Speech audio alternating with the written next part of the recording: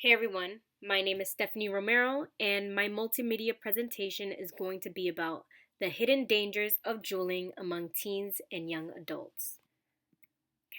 So, right here is my thesis statement. Basically, it says that Juul pods were initially made for cigarette smokers to help them quit, but it has instead become a youth trend among teens and young adults alike. What most of these teens don't know is that Juul pods can actually have detrimental effects and can even sometimes lead to addiction. So here's my first source. My first source talks about how teens have grown in actual dependence on juuling. This article talks about how teens on Twitter say that they not only depend on Juul, but that they also have to hit it when they first wake up. What many people don't know is that the use of juuling has actually increased among teens between the years of 2017 and 2018. And like many things, a dependence can obviously lead to an addiction. And if you want to look at the tweets, there's some right here. There's one right here saying, "What's better than your first rip off a new Juul pod?" And that's basically what the article talks about. It talks about teens tweeting about having a dependence on juuling.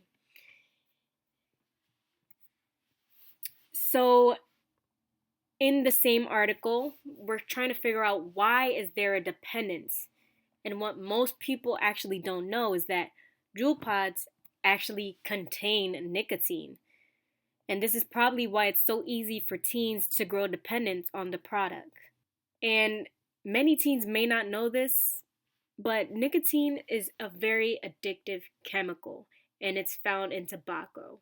So, what kids don't know can actually hurt them in this situation.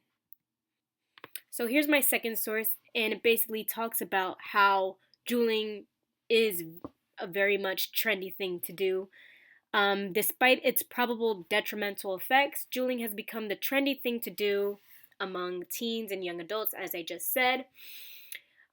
Some common questions that the article tries to tackle is what kind of detrimental effects does juuling have? Can juuling actually cause cancer? And does juuling actually help cigarette smokers quit? Although we don't know the exact answers to these questions, we do know that Juul pods were initially marketed to help cigarette smokers. Juul pods are not intended for minors, but despite that being said, it has still become very popular among minors. So here's my third source. It's in an article that was published in the journal called Pediatric Nursing. It was written by a college professor named Janice Seligman, who is a professor at the University of Delaware.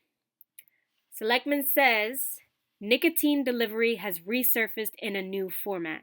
The use of electronic cigarettes has implications for the health of youth. With that being said, she's basically saying that vaping can have negative effects, especially for young people. Something else that was mentioned in this article was a study, and basically they found toxic chemicals in two leading brands of e-cigarettes. These toxic chemicals are known to cause cancer, and they even found an ingredient common in antifreeze. So basically, they found an ingredient that goes in antifreeze, which we shouldn't be drinking, obviously, and they found it in Juul pods, which people ingest.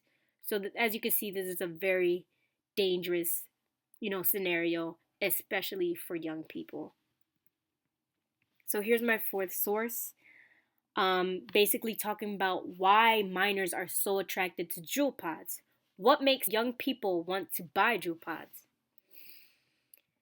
It's not only because it's the trendy thing to do, but it's because the way Juul pods are marketed, with sweet flavors that come in a variety.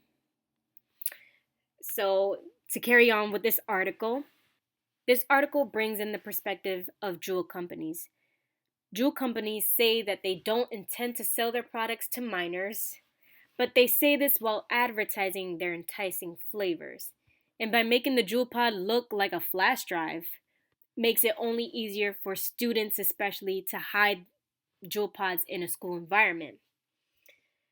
Now, with that said, it sounds like Juul companies care more about making a profit than actually keeping kids away from this and keeping kids safe. My fifth source talks about what the government is doing about this whole problem. The FDA is putting an effort to stop the sale of Juul products to minors. How do they do this? They do this by monitoring companies and looking at who these Juul devices are actually being sold to. They're even working with eBay to stop the sale of Juul products so that minors no longer have easy access to purchase them.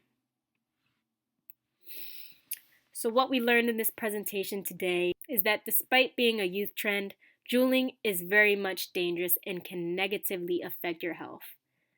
We also learned that a dependence grown on Juuling can actually lead to an addiction.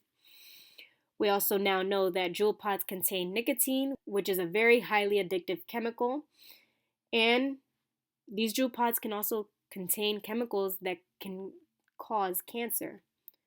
Juul pods target a young audience, even if it's intentional. They do that through the use of enticing flavors. And right now, the FDA is working to stop the sale of Juul products to minors, which will hopefully end the trend that should have never really started among young people. Here are my references, and thank you so much for watching this presentation.